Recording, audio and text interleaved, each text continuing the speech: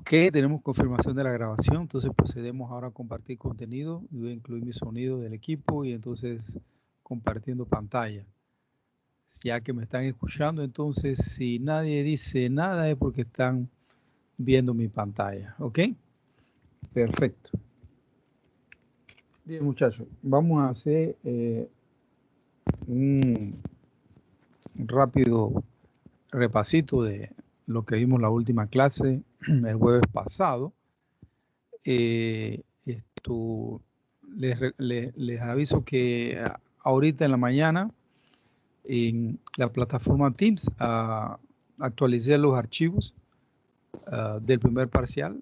El primer archivo que era TEN2, primer parcial, primera parte, y ahora entonces este archivo TEN2, primer parcial, segunda parte, ya está ahí dentro de la plataforma Teams en los archivos ahí en Aula PPTX, ¿ok? Y creo que ya no va a cambiar nada ya en relación a lo que falta para terminar el material de primer parcial, ¿ok? Miren, yo regresando a la clase, entonces había hecho algunas observaciones cuando vimos la cuarta ecuación de Maxwell, porque la cuarta ecuación de Maxwell maneja básicamente un concepto muy parecido al concepto de la ley de Gauss, que es la primera ecuación de Maxwell. Ambas son llamadas de ley de Gauss, una para campo electrostático y otra para campo magnetostático, ¿no? Entonces, ley de Gauss, recordarás que básicamente dice algo así como el flujo eléctrico total que pasa por una superficie cerrada es igual a la carga encerrada dentro del volumen, ¿no? Entonces, aquí tienes una carga Q minúscula. Esto es una superficie cerrada. Puedes imaginarte que la carga está dentro de tu mochila y tu mochila está cerrada, ¿ok? Esa mochila cerrada representa una superficie cerrada alrededor de esa carga contenida ahí adentro y te define un volumen. Entonces, estábamos viendo la similitud o algunos aspectos de la cuarta ecuación de Maxwell que tiene que ver con el cálculo de una superficie abierta, ¿no? Y entonces dijimos, bueno, ¿y qué pasa? Ahí vimos que la superficie abierta, esto debería de ser diferente de cero, ¿no? Ahí dijimos, bueno, ¿y qué pasa si no es una superficie abierta, sino una superficie cerrada?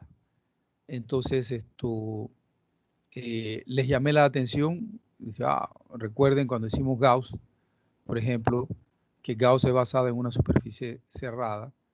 Tú puedes tener, aquí está tu carga y aquí está tu superficie cerrada. Sin embargo, esa superficie cerrada no está encerrando una carga. La carga aquí dice que está afuera, outside la superficie cerrada, ¿ok? Entonces, en el caso que la carga está afuera de la superficie cerrada, como no estás encerrando carga, tu flujo eléctrico total es cero. Y aquí lo dice aquí en el último párrafo aquí. Por lo tanto, una carga fuente afuera de la superficie cerrada no contribuye al flujo eléctrico, ya que sus líneas de campo entran y salen de la misma. ¿Ok?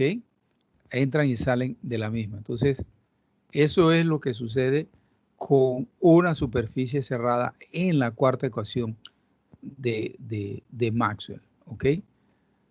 A diferencia de que no estás hablando de una carga Q que está estática. En la cuarta ecuación de Maxwell estás hablando de una corriente eléctrica que se está moviendo, pero que esa corriente entra a la superficie y sale de la superficie. ¿Ok? Por lo tanto, entonces al final del día, el flujo ahora llamado magnético es cero, ¿no? Ese flujo es cero. ¿Ok?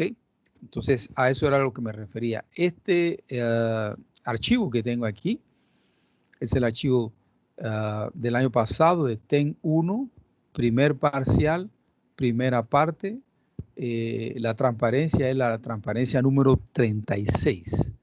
¿ok? Cuando estuvimos deduciendo la ley de Gauss. Ustedes pueden accesar, por ahí vi que se andaban pasando la clave del año pasado, ¿ok? Y yo no he cambiado esa clave, era mi Dorilla, si fuese automatriculado, y entonces DECU, si fuese entonces esto por invitación, ¿ok?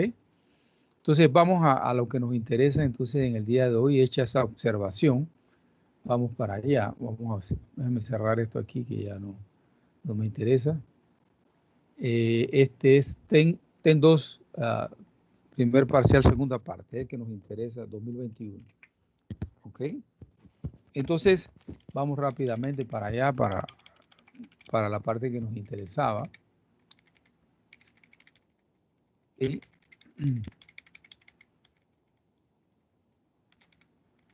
ok, vamos para allá. Aquí está el concepto de flujo magnético, número de líneas de campo magnético siendo producida por necesidad de corriente eléctrica. Excelente, muy parecido a la definición, respetando las debidas proporciones al concepto de flujo eléctrico. Y aquí el concepto de densidad de flujo magnético, respetando las debidas proporciones, muy parecido a la parte de la densidad de flujo eléctrico. Número de líneas ahora de campo magnético siendo producida por la densidad de corriente eléctrica, como te decía hasta aquí, el concepto de flujo, pero ahora dice, bueno, vamos a normalizar esta situación. Esa densidad de corriente eléctrica atraviesa una superficie abierta. Y ahí entonces decimos, bueno, flujo magnético será, densidad de flujo magnético será flujo magnético dividido entre áreas. Y se hace notar que se trata de una superficie abierta, ¿ok? Siendo atravesada por una densidad de corriente eléctrica. Aquí hablamos un poquito sobre el concepto de H y de B, ¿no?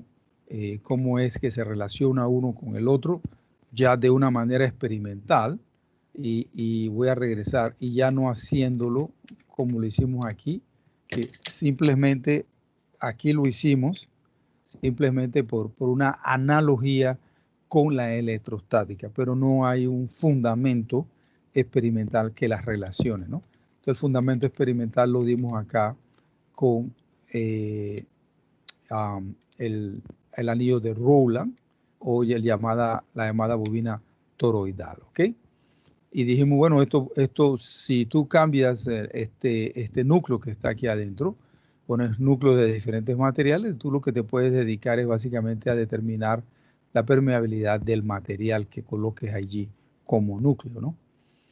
Perfecto. Entonces, ahí dijimos, no, mira, aquí es, por ejemplo, el flujo magnético, volviendo, el flujo magnético que atraviesa una superficie abierta, ¿ok? Si ese flujo magnético, aquí está, por ejemplo, la corriente sale del tablero y estas son mis líneas de campo o mi trayectoria amperiana, porque lo que hago es que mi trayectoria amperiana sea la misma que mis líneas de campo. Esas líneas de campo nunca se cruzan entre sí. Y eso me define una superficie abierta. Entonces, si yo calculo el flujo que atraviesa esa superficie abierta, ese flujo va a ser diferente de cero. Entonces, lo mismo sucede aquí con tu espira. Esta es tu espira que ahora está transportando una corriente y estas son mis líneas de campo, ¿ok? Entonces, esa línea de campo determina una superficie abierta. Entonces, yo calculo ese flujo magnético a través de esas líneas de campo y ese flujo magnético es diferente de cero, ¿ok? Entonces, vamos para allá. Hicimos la analogía con Gauss para irte preparando para cuando te dijésemos entonces, mira, ¿y qué pasó si hacemos en este flujo que es eléctrico, hacemos ahora en el flujo magnético lo mismo que se hacía en Gauss en el sentido de que ahora ya no es una superficie abierta, sino es una superficie cerrada? Ahí entonces para que percibieras que ese flujo iba a ser igual a cero, ¿ok? Entonces, aquí fue donde dijimos, ¿no? Entonces, si calculo el flujo magnético, ahora ya no por una superficie abierta, sino por una superficie cerrada, ahí entonces tenías que pensar en términos ya no de una carga dentro de tu mochila, sino de un conjunto de carga que va a entrar a la mochila y que va a salir de la mochila. Por lo tanto, entonces, eso debe ser igual a cero porque, como te decía aquí con la taza de café, si tienes una superficie cerrada, en este caso aquí hay toda una, hay esta es una superficie, esta es otra, esta aquí al frente, la de atrás, arriba y abajo, todo eso hace una superficie cerrada, define un volumen, pero lo que yo tengo son corrientes de cargas. Yo tengo corrientes eléctricas, o sea, tengo cargas en movimiento, entonces ellas van a entrar y van a salir, así que tu flujo es cero, ¿ok? Digo eso porque recuerdo que solo un colega fue el que realmente pudo percibirlo.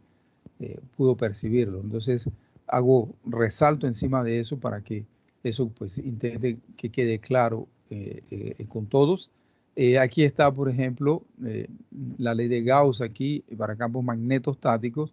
Utilizando el teorema de la divergencia, la transformamos de una integral de área a una integral de volumen y el integrando lo pusimos a cero y dijimos, bueno, ahí está pues divergencia de B es igual a cero. O sea que las líneas de campo ellas no divergen, de campo magnético ellas no divergen como las de campo eléctrico, en la que sí había una divergencia y que esa divergencia era igual a la carga. En este caso las líneas de campo magnético no divergen a partir de un punto, por el hecho de que esa diferencia es cero, ¿ok?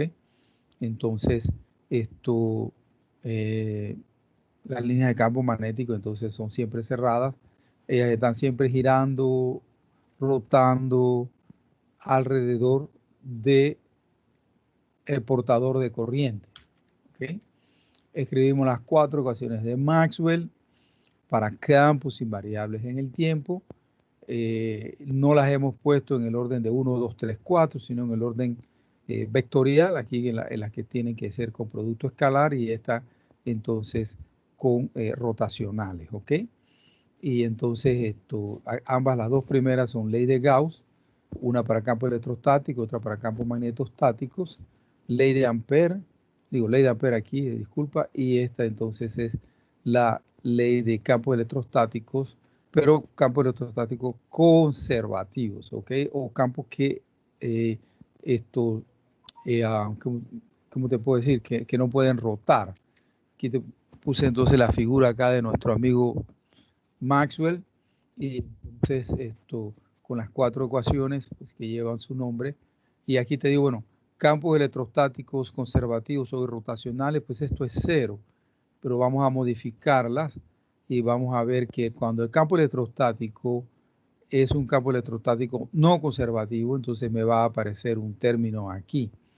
Y en la ley de Ampère, esto me va a aparecer un término que se agrega, que es el término de la corriente de desplazamiento, ¿ok? Ese término surge para cuando tú estás trabajando con altas frecuencias, ¿ok? Ese término comienza a tener, ¿cómo te puedo yo decir? Debe ser tomado, comienza a crecer, por lo tanto, él debe de ser tomado. Eso quiere decir que, por ejemplo, líneas de transmisión que son frecuencias muy bajas, pues ese término lo podemos hacer cero. Pero ahora cuando ya comienzas a trabajar las frecuencias que trabajan celulares y ese tipo de dispositivos, frecuencias más altas, ahí entonces este término comienza a ganar, comienza a aumentar y entonces debe de ser llevado en consideración. ¿Ok? Así que básicamente lo que hizo Maxwell fue, en su época en la que él vivió, las frecuencias básicamente todo era DC. Entonces esto lo que él hizo fue entonces una previsión de que más adelante, cuando existiesen aparatos que trabajasen a mayores frecuencias, entonces este término comenzaría pues a crecer y debería de ser de ser llevado en consideración para que los cálculos puedan responder a lo que realmente es lo que está sucediendo, ¿ok? El foto de perfil en piedra ahí para que no se nos olvide. Entonces, estas son las llamadas, con esas modificaciones, son las llamadas ecuaciones de Maxwell para campos variables en el tiempo, ¿ok? Entonces, no sé si alguien tiene todavía alguna duda o quisiese agregar algo, hacer alguna observación, una contribución, puede proceder entonces a hacerlo, ¿ok?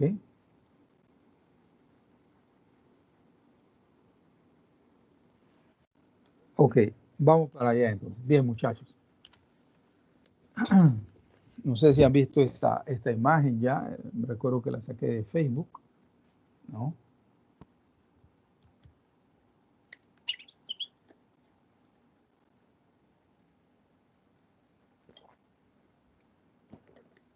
La foto de cada una de las fieras que ha trabajado en campos electromagnéticos con sus nombres y respectivas fechas de nacimiento y fallecimiento, ¿no? Y entonces aquí está pues nuestro amigo Nikola Tesla, ¿ok? Una de las mentes más talentosas, más prodigiosas, pues que haya existido, ¿ok? Esta fotografía aquí, o este diseño artístico, solo para remarcar que el Voyager 1 en 2012 dejó nuestro sistema solar y que él fue lanzado en 1977. Así que nos da una idea más o menos de qué tan grande es nuestro sistema solar, ¿ok? Es una concepción artística que la saqué del site de la NASA. Aquí hay una imagen capturada por radiotelescopio, ¿no? Del Voyager. Y bueno, aquí es una representación de nuestro sistema solar, pero que no está a escala, ¿ok? Inclusive los tamaños de los planetas no está a escala, pero básicamente el Voyager se movió de aquí, de la Tierra, y en 2012 él estaba aquí, partió en 1977 y llegó en 2012 más o menos, recorriendo una distancia que, bueno, infelizmente no puede estar a escala, pues son distancias muy grandes, ¿no? Y no sé si lo habrán visto.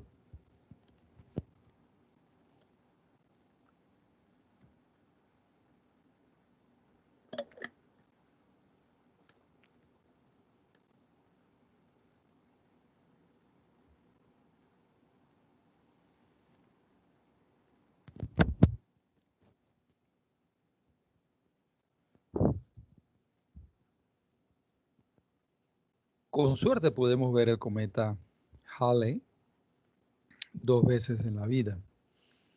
Cuando estemos chiquitos, pero realmente pequeños, ya ahí viejitos podremos llegar a verlo, ¿verdad? Pero una tercera vez no será posible. Yo tuve la oportunidad de verlo en el 86, tenía casi 19 años, 20 años. Es con seguridad que no lo voy a ver de nuevo. ¿Ok? Así que ustedes me echan el cuento después algún día.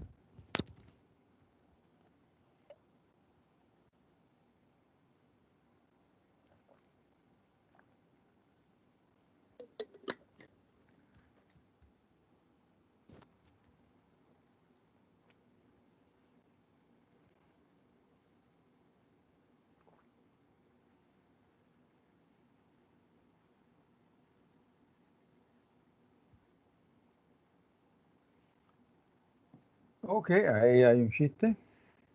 Bastante interesante, como todo el mundo tiene sus micrófonos, entonces no es posible escuchar entonces los comentarios. Vamos para allá, muchachos, vamos entonces a entrar en materia. Bien, hoy vamos a ver dos conceptos muy importantes. ¿Qué te puedo decir? Ya tú conoces, por ejemplo, campo eléctrico, intensidad, y conoces densidad de flujo eléctrico, la D. Conoces el potencial escalar electrostático. Ese potencial escalar electrostático se puede, ¿cómo te puedo yo decir? Calcular en la intensidad de campo eléctrico calculando el gradiente de ese potencial escalar electrostático. El campo eléctrico, intensidad de campo eléctrico es el negativo del gradiente de ese potencial escalar electrostático. ¿Ok? Nosotros tenemos que ver en ese mismo sentido, ahora en magnetostática, un potencial magnetostático. Pero a diferencia de electrostática, en magnetostática existen dos tipos de potenciales. Uno escalar, que le podemos llamar V sub M, y existe uno vectorial también, ¿no? Que eso sí no existe en electrostática, ¿ok? Entonces, eso es lo que vamos a ver en el día de hoy. Y vamos a ver unas similitudes muy interesantes, sobre todo con el potencial escalar magnético.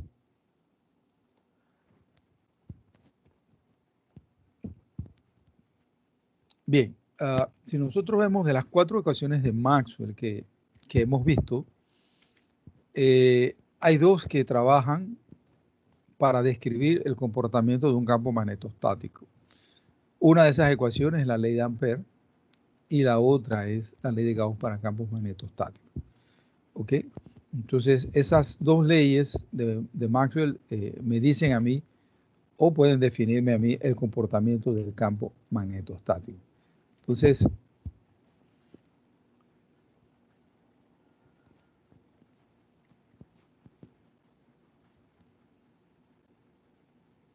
así como en electrostática, el potencial escalar electrostático V era la solución para resolver el sistema de ecuaciones de Maxwell en lo que respecta a las ecuaciones de Maxwell, a las otras 2 que tienen que ver con campo eléctrico, ¿no? Entonces, ahora aquí en magnetostática yo necesito encontrar la solución para ese sistema de ecuaciones. Y esa solución van a ser el potencial escalar magnético y el potencial vectorial magnético. ¿Ok? Yo necesito encontrar esa solución. ¿Ok? Entonces, veamos. Nosotros podríamos trabajar con la ley de Ampère por comodidad, ¿verdad? Y si trabajamos con la ley de Ampère para encontrar esa solución, nosotros podemos tomar una región libre de densidad de corriente volumétrica. Así que, bueno, J es igual a 0. Así como hicimos en electrostática, tienes, por ejemplo, un condensador, tienes 2 placas y entre las 2 placas, pues, si acaso puede ser que tengas aire, puede ser que tengas vacío, ¿no? Entonces, haciendo ese parangón ahora, acá, yo puedo decir, bueno, voy a trabajar con Ampère y bueno, trabajaré con Ampère y voy a considerar una región que está libre de densidad de corriente volumétrica J igual a 0. Entonces, cuando tú trabajabas con electrostática, en el caso, por ejemplo, de ese condensador que te estoy hablando, que él no tenía nada en el medio, entre las 2 placas, pues tú trabajabas con la ecuación de Poisson, ¿no? Para el caso muy especial, en donde el Rho sub B, la densidad de carga volumétrica, era 0, y tú decías, bueno, la ecuación de Poisson se me transformó en la ecuación de Laplace. Entonces, acá algo bastante parecido, no tengo una densidad de corriente volumétrica, ¿no? Entonces, aquí dice, bueno, para el caso en el que estamos en el vacío, en el espacio libre, no hay ningún material magnético, que es lo que estaba llamando a colación, haciendo el parangón con electrostática, ¿no? Bueno, entonces así el rotacional de H, pues va a ser igual a 0, ¿ok? Y eso es muy importante porque recordarás que cuando vimos electrostática, si yo digo ahora aquí que J es igual a 0, entonces yo puedo decir, bueno, H lo puedo representar como el gradiente de una función escalar magnética, como hicimos en electrostática, ¿no? Yo reemplazábamos el E igual a menos el gradiente de la V, potencial escalar electrostático. Entonces, yo puedo hacer algo muy parecido aquí, decir, bueno, H, si el rotacional de H es 0, bueno, H yo lo puedo expresar como el gradiente de una función escalar ahora llamada magnética, ¿no? Esa función escalar, su unidad de medida es en amperes. ¿Y por qué yo digo que puedo hacer eso? Bueno, porque hay una identidad que dice que el rotacional, ¿verdad?, del gradiente de una función escalar, pues es 0, que era algo muy parecido habíamos visto en electrostática, ¿no? Entonces eso quiere decir que el rotacional de H es igual a 0. ¿Okay? Entonces recuérdate que en electrostática, como te acabo de mencionar, pues tú decías, bueno, yo puedo decir que la intensidad de campo eléctrico pues es el gradiente de una función escalar de posición. Aquí estamos haciendo lo mismo, ¿no? Entonces estamos diciendo, bueno, si el rotacional de H es igual a 0, ya que la densidad de corriente volumétrica es 0, porque estoy en espacio libre, sin materiales, entonces yo voy a decir, bueno, H es el gradiente de esa función escalar, que lo llamaré ahora magnética. ¿Okay? Entonces H se relaciona con esa función escalar magnética a través del gradiente. ¿Ok?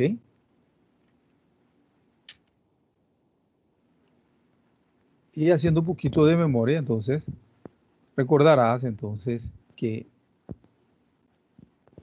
al igual que el potencial escalar electrostático representaba la solución de la ecuación de Laplace para campos electrostáticos, VM debe satisfacer la ecuación de Laplace para campos magnetostáticos también. ¿Ok? Entonces ve cómo se va construyendo todo. Entonces, ya te hablé en el caso electrostático de lo que vimos el año pasado, del sensor, digo, del capacitor, esto, lo otro, que tenía vacío entre las placas. Bueno, quieres ver un asunto aquí de ejemplo, ahora pero en magnetostática, bueno, es el famoso apantallamiento magnetostático, blindaje, ¿verdad? Y que recuerda sub M está definida únicamente en la región donde J es igual a 0. Entonces, hay muchos ejemplos, este es uno. En toda la parte amarilla, tú tienes una J diferente de 0, una densidad de corriente volumétrica diferente de 0. Y puedes tener entonces una pequeña, suponte que esto es un coaxial, ¿no? Entonces, en una parte del coaxial corre un otro, ¿cómo te pudiese yo decir? Un otro cilindro, de manera tal que él cause un blindaje. Entonces, dentro de ese cilindro no está pasando ninguna J. Entonces, dentro de ese cilindro se puede trabajar entonces como H siendo el negativo del gradiente de una función. Eso es un apantallamiento magnetostático, es un blindaje, ¿no? Así como existen los apantallamientos electrostáticos, ¿ok? Bien, ese es el caso A. Voy a regresar. El caso en el que, por ejemplo, estamos en espacio libre, vacío o espacio libre, pero puede existir J siendo igual a 0 también, pero en un caso que le llamamos B. En el caso en el que nos encontramos, pues ahora sí con un material magnético y no en el vacío o espacio libre, ¿ok? Entonces voy a llamar a colación esta expresión aquí. Si quitamos la M mayúscula, esta expresión ya la conocemos, densidad de flujo magnético relacionada con la intensidad de campo magnético a través de mu sub 0. Y aquí me aparece este otro término M. Entonces, si yo estoy dentro de un material magnético M, pues es de pensar que esa M es una información que viene de ese material magnético. M es llamada de magnetización, ¿ok? Representa la magnetización del material magnético y es momento magnético dipolar por unidad de volumen. ¿Okay? Sus unidades sus unidades en el sistema internacional es amper sobre metro. Si tú observas, la magnetización tiene las mismas unidades de medida que tiene la intensidad de campo magnético. Unidad de intensidad de campo magnético es amper sobre metro. DM también. ¿Okay? Y por eso es que inclusive están aquí que aparece sumándose. Entonces, la magnetización es una información que viene del material magnético. Nosotros vamos la próxima semana, vamos a dedicar toda una clase a los materiales magnéticos y donde vamos a explicar muy bien cómo es que aparece este término DM. Por ahora vamos a dejarlo así, simplemente para lo que nos interesa, ¿ok? Entonces, si tomamos el rotacional de B aquí, me queda esto, ¿ok? Y entrando al paréntesis, al corchete, me queda esta expresión aquí, más esta otra expresión aquí. Pero esta expresión aquí, rotacional de H, ¿ok? Es entonces, ¿qué te puedo yo decir? Ley de Ampere, ¿ok? Más, y entonces está otro término aquí, rotacional de la magnetización, que viene del material magnético. Entonces, por lo tanto, entonces, si yo tengo aquí, yo digo, bueno, rotacional de H es mi sub 0J, y yo puedo decir, bueno, y este término rotacional de M, bueno, él también pues, es una densidad de corriente, pero es una densidad de corriente esto por magnetización y ya no una J de esta de aquí que era por ley de Ampere, que es una J considerada una J libre, ¿ok? J de cargas que estaban libres. Esta sería entonces una J de cargas que no están así tan libres para poder moverse, ¿ok? Entonces se le llama densidad de corriente eléctrica volumétrica por magnetización. Lo vamos a ver más adelante. Pero a lo que yo traigo esta colación es precisamente para esta transparencia. Denle una ojeada de esta transparencia.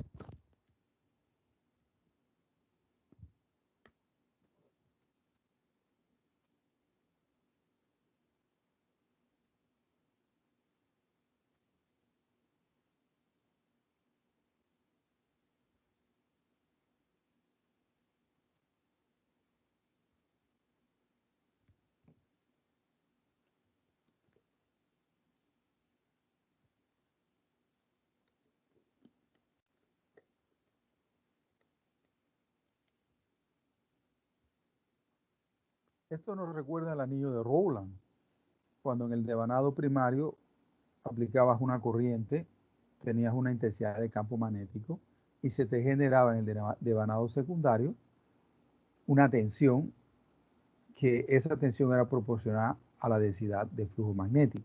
Entonces imagínate que tienes un electroimán o que tienes un anillo de Rowland, ¿ok? Continuamos a tener intensidad de campo magnético debido a la contribución del material magnético, aun cuando J es cero. O sea, lo que estoy básicamente diciendo es que si no pasa corriente por el devanado primario, no pasa corriente, J es igual a cero, la J libre es cero, el material magnético va a quedar magnetizado. ¿Ok? Entonces, con el anillo de Rowland lo que he hecho, o con el electroimán lo que he hecho es generar un imán permanente en el núcleo. Se genera un imán permanente, ¿ok? Entonces desliga la corriente, J es cero, pero yo tengo un imán permanente, ¿ok? El material queda magnetizado ofreciéndome una densidad de flujo magnético. Entonces, aquí está la expresión, pues. Bueno, esta J es libre porque se desconectó la corriente. Entonces, yo tengo información todavía, tengo un imán permanente. Tengo densidad de flujo magnético, ¿ok? Tengo un imán permanente, ¿ok? Ahora, si mi núcleo fuese el vacío, por ejemplo, no tengo ningún material magnético allá, pues ese es el vacío. Ahí sí, bueno, ahí sí, desconectas, quitas la corriente, la J libre va a ser cero y no vas a tener un imán permanente, pues ahí es evidente, no es claro. Entonces este término pues se va a hacer cero porque no tienes material, no tienes ningún núcleo ahí adentro. Entonces básicamente no tendrás imán permanente. Además de que este es cero, este también sería cero para el caso entonces en el que tu núcleo sea el vacío. ¿Ok? Inclusive el espacio libre también. Esa J sub M va a ser cero. ¿Ok? Ok, esto es una forma de tú encontrar una expresión eh, para una solución a la ecuación de Laplace o a las respectivas ecuaciones de Maxwell, encontrando un potencial escalar magnético, de la misma forma que lo hiciste, respetando las debidas proporciones con el potencial escalar electrostático. ¿Ok? Entonces, hay otra forma de poder encontrar una solución al sistema de ecuaciones y es, en vez de trabajar con la ley de Ampere, es trabajar con la cuarta ecuación de Maxwell. Divergencia de B es igual a cero. ¿Ok? Entonces,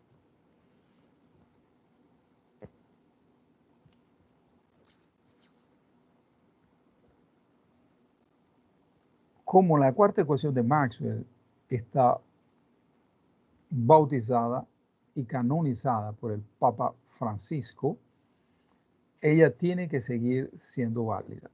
Así sean las modificaciones que hagamos siempre la divergencia de B debe de ser igual a 0. Entonces, para que la cuarta ecuación de Maxwell se cumpla, la densidad de flujo magnético tiene que ser expresada en función del rotacional de una función, ahora ya no escalar, sino de una función vectorial de posición. O sea que yo puedo decir, bueno, B va a ser igual al rotacional de A, en donde A es una función vectorial de posición. ¿Ok? Y nada ha pasado. ¿Ok? ¿Por qué? Yo digo, bueno, B lo expreso como el rotacional de una función escalar de posición, de una función vectorial de posición, disculpe. Entonces, esta entidad me recuerda que la divergencia del rotacional de una función vectorial es 0. Pueden buscarla en el SADIQ. Dependiendo de la edición, básicamente es la página, cerca de la página 78. Si yo digo, bueno, B es igual a rotacional de A, bueno, la divergencia del rotacional de una función vectorial de posición es 0. No hay ningún inconveniente, no hay ningún problema, porque la cuarta ecuación de Maxwell se continúa cumpliendo y ella está canonizada y bautizada por el Papa Francisco. Tiene que seguir siendo válida. Por ejemplo, existen las leyes de Newton, ¿ok? Existe entonces la contribución que hizo Einstein en términos de relatividad, ¿ok? Entonces, la teoría de Einstein, ella es una teoría más general que abarca la teoría de Newton. Sin embargo, cuando los objetos no se mueven a la velocidad de la luz o próximos a la velocidad de la luz, sino que se mueven a las velocidades que nosotros conocemos aquí dentro del planeta, un automóvil, un avión, esto, lo otro, entonces la teoría de la relatividad de Einstein tiene que reproducir la teoría de Newton, ¿ok? Si no lo reproduce, entonces quiere decir que la teoría de Einstein tiene un problema, ¿ok? Entonces, ¿por qué? Porque la teoría de Newton está bautizada y canonizada por el Papa Francisco. Entonces, si tomas la teoría de Einstein, tú verás que para cuerpos que se muevan a velocidades mucho menor que la velocidad de la luz, se aplica muy bien o reproduce muy bien los resultados de la teoría de Newton. Entonces, ambas teorías pues están canonizadas por el Papa Francisco. Bueno, a A se le llama el potencial vectorial magnético. Ese es el nombre que tiene, potencial vectorial magnético. Unidades de medida, Weber sobre metro, ¿ok? Entonces, ahora, antes de pasar al siguiente slide, yo necesito hacer la siguiente observación.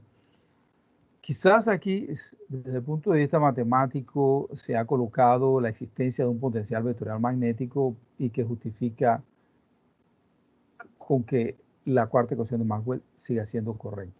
Yo no quiero que nadie piense que el potencial vectorial magnético es simplemente una argucia matemática, ¿no? para que la ecuación de Maxwell se cumpla. Eso simplemente es un tratamiento matemático para justificar algo que existe. O sea, el potencial vectorial magnético existe. Que nadie piense que él es simplemente algo inventado por los matemáticos o por los teóricos para justificar que la ecuación de Maxwell se cumple. ¿Ok? Los teóricos son mentes muy privilegiadas. ¿Ok? Y tienen la capacidad de ver las cosas de una manera extremadamente simple. Y ellos saben lo que se está haciendo. Entonces, nadie piense que A es simplemente una argucia matemática, ¿ok? Entonces, tenemos que saber qué forma tiene ese potencial vectorial magnético, ¿ok? Sabemos que él existe, ¿ok? Entonces, ¿qué forma tiene? Entonces, hay una manera de poder hacerlo. ¿Te acuerdas de H, intensidad de campo magnético para la ley de Biot-Savart? ¿Ok? Bueno, vamos a comenzar a partir de la ley Savart, pero ahora con el concepto de densidad de flujo magnético, vamos a considerar una densidad de corriente volumétrica, esto libre. Esto, así que no, nos valemos de Biot-Savart. ¿Ok? Recordamos que este término que está aquí es el término que hemos llamado desde el año pasado como el factor vectorial, ¿no? Y le hemos ido modificando, hemos ido modificando para poder llegar a expresiones que nosotros ya sabemos, ¿no? Entonces, esta es la definición de Biot-Savart. Recordar simplemente que el vector R mayúscula, que va desde L hacia el punto P, donde quiero calcular el campo, en coordenadas cartesianas lo podemos expresar así, y su módulo también lo podemos expresar aquí de esta forma, ¿ok? Entonces vamos a hacer lo siguiente, vamos a tomar el factor vectorial, ¿no? Que ya nosotros sabemos que ese factor vectorial tiene esta forma. Esa demostración la hicimos el año pasado, ¿no? Tiene esta forma, ¿no? El factor vectorial lo puedo representar como el gradiente de la función escalar, porque 1 sobre R menos R' era lo que habíamos, magnitud, lo que le hemos llamado de factor escalar. Si yo, en vez de poner el factor vectorial, pongo el gradiente de esa función escalar, el negativo, entonces la ley de Biot-Savart para la densidad de flujo magnético, aquí está el negativo, me queda de esta forma. ¿Ok? Y bueno, desde el año pasado hemos visto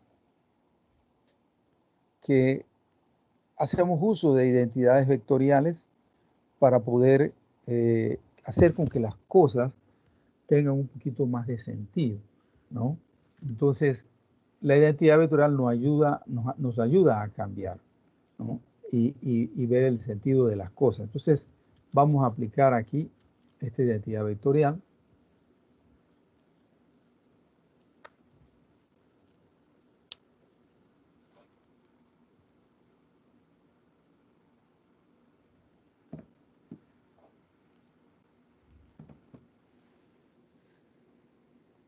Bien, muchachos, son las 11:05, exactamente las 11:05. Vamos, por favor, entonces a hacer lo siguiente. Vamos a tomarnos nuestros 5 minutos de descanso para mover las piernas y descansar la vista. Y a las 11:11 regresamos entonces a clase y vemos la parte de la identidad vectorial y continuamos entonces. 11:11, por favor.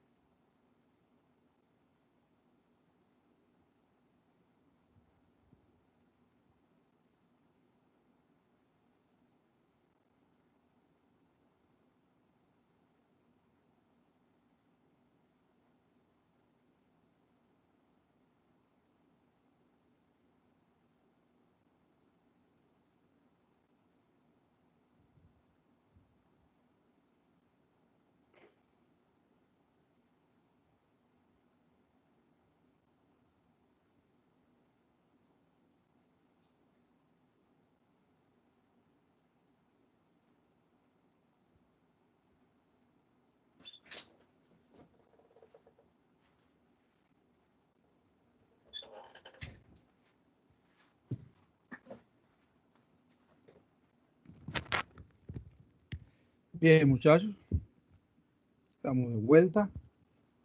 Vamos entonces a continuar. Teníamos entonces la identidad vectorial, ¿no? Esto, queremos cambiar la forma del integrando utilizando esta identidad vectorial y debemos de identificar entonces en la identidad vectorial quién es el F minúscula y quién es el F mayúscula, vector. Entonces, vamos para allá. El F minúscula es el factor escalar, este que aparece aquí, y el F mayúscula vectorial sería la J. Entonces ahora lo que vamos a hacer va a ser lo siguiente, vamos a reemplazar F mayúscula por su J aquí, ¿no? Y el F minúscula lo vamos a reemplazar en toda la identidad vectorial. Haciendo eso, la identidad vectorial nos va a quedar de la siguiente manera. Ahí está. ¿Ok? Ahí nos queda la identidad vectorial, reemplazando entonces el F mayúscula y el F minúscula en cada uno de los términos que aparece. Entonces ahí tenemos que voltear a ver y ver qué sucede si hay algo que se haga cero. Vamos entonces a recordar algo.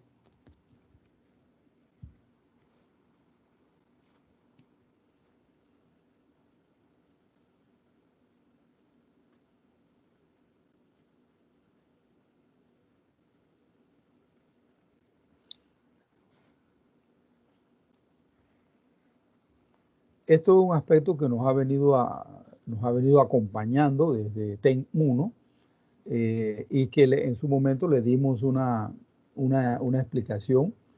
Y esto también les dije que al final de TEN 2 le daré la explicación más, ¿cómo pudiese decir? Más convincente de realmente por qué es que Nabla opera sobre R minúscula, pero no sobre la variable de integración R minúscula prima. O sea, Nabla no opera sobre lo que está en la fuente, ¿ok?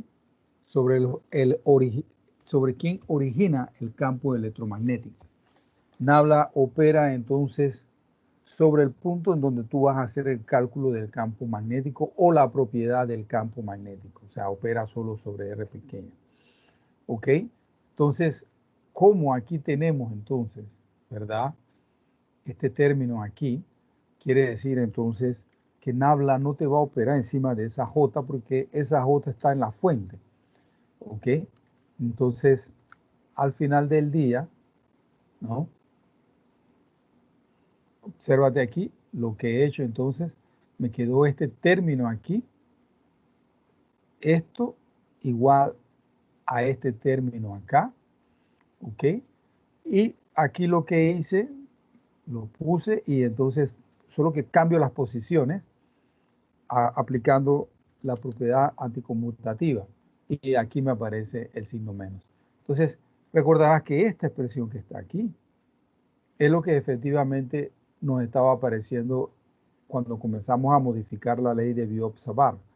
¿Ok? Entonces debo reemplazar, en Biot-Savart donde aparece esto, debo reemplazarlo por esto que está aquí.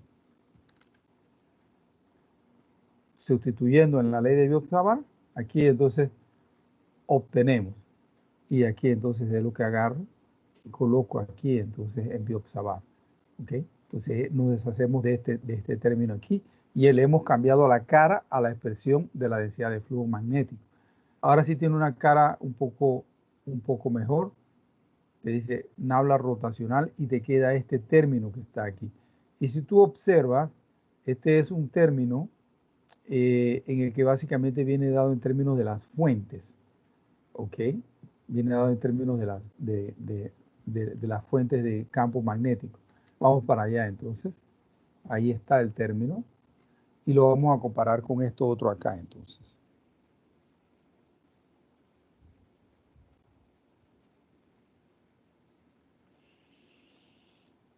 Entonces, al compararlo, tú puedes dar cuenta y decir, bueno, mira, mu sub 0 sobre 4 pi y todo esto que aparece aquí en esta integral, eso es A. el potencial vectorial magnético. El potencial vectorial magnético. Es una función vectorial de posición. Entonces, obsérvate que A es una variable, es una propiedad que tú vas a medir en un punto R. Así como tú medías el campo magnético en un punto R, o medías el potencial escalar electrostático en un punto R. Entonces, yo siempre le digo, este es el field point, el punto de field point. Entonces, pero esto acá, entonces, es toda una información que viene o que se está trabajando en el source point. ¿Ok? En el source point.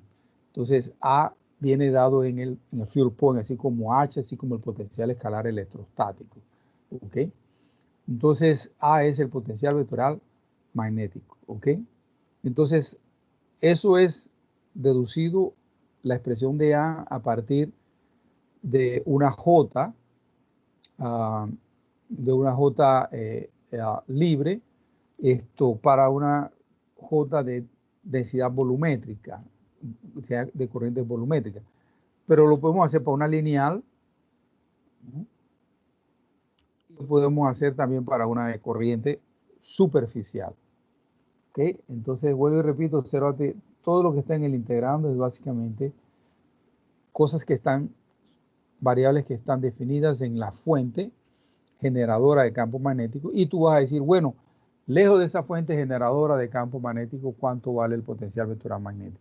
Así como antes decías, bueno, ¿cuál sería la intensidad de campo magnético en el punto R, ahí en el field point, o el potencial escalar electrostático, y cualquier otra propiedad del campo, ¿no? Entonces, eso es muy importante. Entonces, en realidad ahora en magnetostática tienes dos herramientas nuevas. O sea, puedes calcular la densidad de flujo magnético haciendo rotacional del potencial escalar, del potencial vectorial magnético. ¿Ok? Esa es una manera de encontrar la densidad de flujo magnético. Entonces, y mucho más rápida, mucho más eficiente, ¿no? De que, por ejemplo, como hacías antes, que tú querías calcular la intensidad de campo magnético o la B usando biobservar o usando ampere en un punto P dado por el vector de coordenada R pequeña. Ahora, si tú tienes el potencial vectorial magnético, solamente sácale rotacional y ahí tienes tu densidad de flujo magnético. Es mucho más rápido, ¿no? Entonces, es una herramienta matemática extremadamente poderosa, ¿no? Entonces, por eso es que siempre he dicho que el curso de campos electromagnéticos o teoría electromagnética es un curso que él comienza complicado y conforme él va avanzando, él se va descomplicando porque vas adquiriendo herramientas matemáticas más poderosas que te permiten calcular de una manera mucho más simple algo que antes era bastante complicado, ¿no? O sea, por ejemplo, cálculos del campo eléctrico es un dolor de cabeza. Sin embargo, si tú tienes el potencial escalar electrostático, le sacas el gradiente a ese potencial escalar electrostático y ahí tienes tu intensidad de campo eléctrico. Aquí es básicamente muy parecido. Si tú tienes el potencial vectorial magnético, sácale el rotacional y obtienes la densidad de flujo magnético, sin tener que estar trabajando con biobservar, que son distribuciones de corriente arbitrarias, más complicadas. Ampere mejora bastante, hace la cosa un poco más simple, pero todavía esta herramienta matemática es muchísimo más poderosa. O esta otra aquí para el cálculo de H, cuando J, única y exclusivamente cuando J es igual a 0.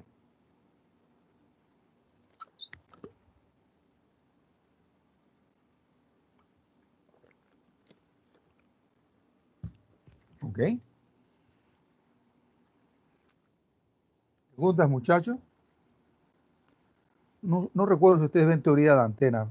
No, estoy hablando o si ustedes ven teoría de antena, estoy hablando con los de Telecom. Así que ustedes van a ver la van a ver hasta en la sopa. ¿Sí? En teoría de antena. ¿Preguntas, muchachos? ¿Dudas? ¿Alguna contribución? ¿Alguna observación? Bien, si no hay preguntas, entonces continuamos adelante. Vamos para allá. Mira entonces ahora lo que vamos a hacer. Obsérvate que el desarrollo del curso es muy parecido a lo que hicimos con electrostática. ¿Okay? En electrostática tenías tu intensidad de campo eléctrico, encontraste tu potencial escalar electrostático, pudiste relacionar uno con otro. Ahora en magnetostática hemos hecho algo muy parecido. Entonces, ahora, bueno, como hiciste en electrostática, después de haber encontrado el potencial escalar electrostático, calculaste la ecuación vectorial de Poisson. Ahora lo vamos a hacer, pero la ecuación vectorial de Poisson en magnetostática.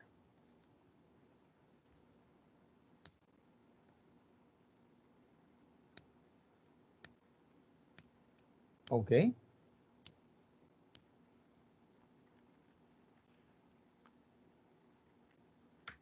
Ecuación vectorial de Poisson para, ¿no?, en función del potencial vectorial magnético. Date una ojeada ahí a ese último párrafo que escribí.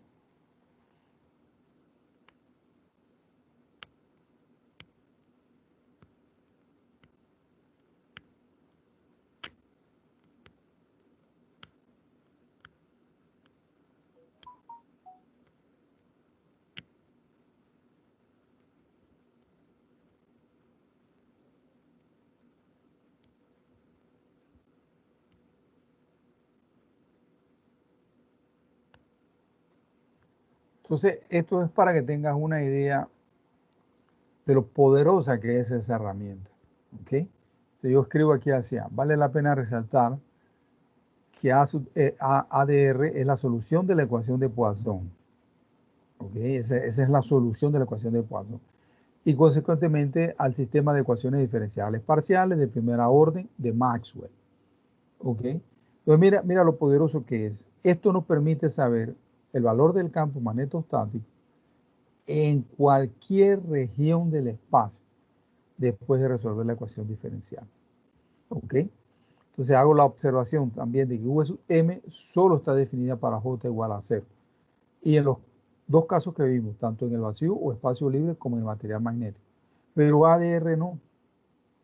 ADR está definida en toda la región del espacio. Entonces ADR es extremadamente poderosa porque ella inclusive engloba a la V sub M, a la potencial escalar magnética. ¿Ok? Ella está definida en toda la región del espacio, ya sea J0 o J diferente de 0.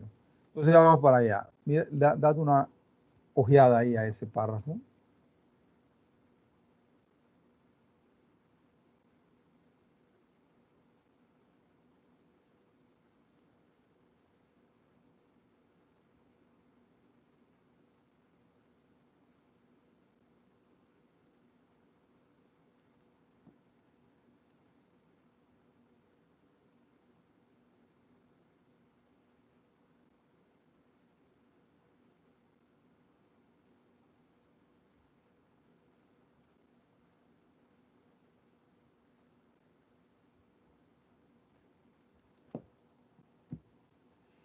Ok, entonces nuevamente vamos desarrollando conforme se desarrolló en electrostática, ¿no? En electrostática lo que hicimos fue tomamos la expresión para E en función del potencial escalar electrostático, aquella que dice que E es igual al negativo del gradiente de potencial escalar electrostático, y lo reemplazamos en la ley de Gauss, que es divergencia del campo electrostático es igual a la ρ, a la densidad de carga volumétrica.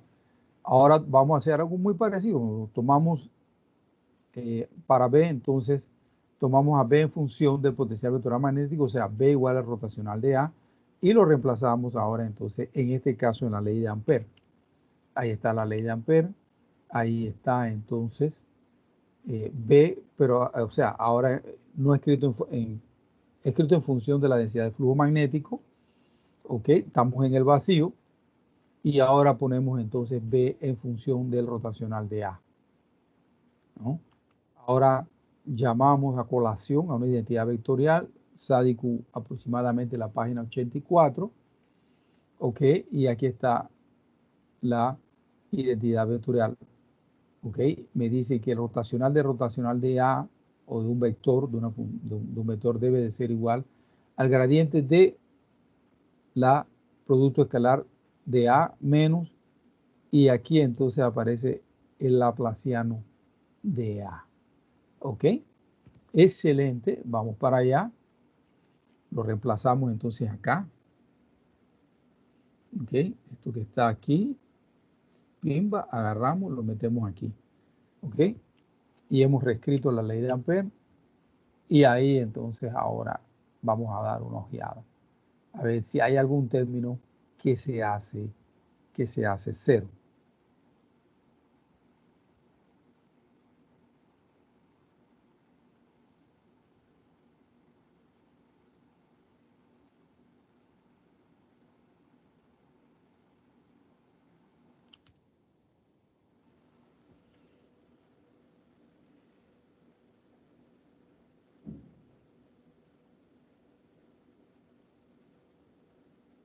Nuevamente el primer término se hace cero. ¿Ok? Que es entonces divergencia de J es igual a cero. ¿Ok? Se hace cero. ¿Ok? Ahora, antes de continuar adelante, voy a hacer una observación, voy a resaltar algo. Divergencia de J es igual a cero, pero cuando estudiemos, ya la próxima semana, estudiemos la ecuación de continuidad de la corriente, vamos a darnos cuenta que la divergencia de J igual a cero es simplemente un caso muy especial de la ecuación de continuidad de la corriente. Y que ese caso es especial cuando las cargas se mueven con velocidad constante, que es el caso de la magnetostática. O sea que la divergencia de J va a ser diferente de cero cuando nosotros tenemos cargas aceleradas, ¿ok? Así que por ahora, en el caso de magnetostática, podemos decir, mira, Nabla no opera sobre la coordenada de posición R del punto P, pero, Nabla opera sobre la coordenada de posición R del punto P, pero no sobre la coordenada de posición R pequeña prima, ¿ok? No opera sobre la fuente, ¿ok? Y eso muy bien nos justifica que la diferencia de J sea igual a cero. Pero ya, como ya te digo, más adelante vamos a ver que eso es tan solo un caso muy especial de la ecuación de continuidad de la corriente. Entonces, al final del día, ¿qué me queda? Me queda esto que está aquí. El laplaciano de A es igual a mu sub 0J. Y si yo quedo viendo eso ahí, eso es algo muy que ya lo conozco. Eso es bueno, básicamente es una ecuación de onda, ¿ok? Y esa es la ecuación vectorial de Poisson, que si volteas a ver, bueno, A sub R es la solución de la ecuación de Poisson, consecuentemente es la solución al sistema de ecuaciones diferenciales parciales. A sub R está definida en toda la región del espacio, siendo que V sub es solo definida en J igual a 0. En coordenadas cartesianas lo podemos escribir por cada componente. Me va a quedar así la ecuación de Poisson en magnetostática. ¿Ok? Ahora, aquí era donde quería llegar, a hacer el parangón con la electrostática. ¿No? Y que también te dije en su momento es una ecuación de onda. Observa que tienes aquí el laplaciano de V, que es una función escalar de posición, es igual al negativo de el generador de campo. Acá tienes algo muy parecido, ¿no? O sea, el laplaciano de la componente X del vector potencial vectorial magnético es igual al negativo de mu sub 0 multiplicado por el generador de campo, que es la componente de la densidad de corriente eléctrica en la dirección de X. Y así para cada una de las componentes, ¿no? Entonces, por lo menos en electrostática tienes una función escalar de posición. En magnetostática tienes es una función vectorial de posición. Entonces, ves la diferencia en términos vectoriales, como hemos estado diciendo desde los inicios del curso, en cómo se comporta la electrostática y la magnetostática desde el punto de vista de sus características vectoriales. Aquí está una comparación de expresiones más relevantes. A tu izquierda el campo electrostático, a tu derecha el campo, la densidad de flujo magnético. A tu izquierda el potencial escalar electrostático, obsérvate el potencial vectorial magnético acá, obsérvate que son muy parecidos. O sea, las constantes puedes olvidarlas, pero obsérvate, tengo mi generador de fuente aquí, tengo mi generador de fuente acá y aquí tengo el factor escalar en ambos. Pero son muy parecidos. Y bueno, a excepción de que, por ejemplo, en magnetostática tengo tanto una función vectorial cuanto una función escalar magnética, ¿ok? Las expresiones para los campos eléctricos, para los campos magnéticos, ¿ok? Vamos para allá, ecuaciones de Poisson en ambos casos. Y aquí los casos particulares de cada una. La ecuación de Laplace, ¿ok? Que te hablaba del condensador, que cuando el condensador no tiene nada entre las placas, entonces la región es libre de cargas, ¿ok? Entonces estás en la ecuación de lo que es Laplace y ya no de Poisson, sino de Laplace. Acá sucede algo muy parecido también. Si no tengo nada en el medio, no tengo, el núcleo no hay ningún material en el núcleo, entonces tengo entonces una función potencial escalar magnética para el J igual a 0, una región libre de densidad de corriente. Entonces, ves cómo son bastante parecidas una con la otra, ¿no? Entonces, aquí mi densidad de flujo eléctrico, que la estudiamos el año pasado, teníamos eso 0 por E, más el vector de polarización, que es una información que nos da el material dieléctrico, cuando colocamos un dieléctrico, por ejemplo, entre las placas del condensador, y acá la densidad de flujo magnético será igual a μ sub 0, entonces H, que es entonces intensidad de campo magnético, válida en el vacío o en el espacio libre, y cuando estás con un núcleo, en el anillo de Rowland o en cualquier electroimán, hay una información que ya no será del vector de polarización, sino será una información que viene del vector de magnetización, que como te dije, lo vamos a estudiar más la próxima semana, ¿no? Entonces ves cómo se construyen las dos y las ecuaciones y todo esto, lo otro, son todos muy, muy parecidos, ¿no? No son iguales, son parecidas, ¿ok? Preguntas, muchachos, observaciones, contribuciones. Algo que no esté claro, quieren profundizar en algo.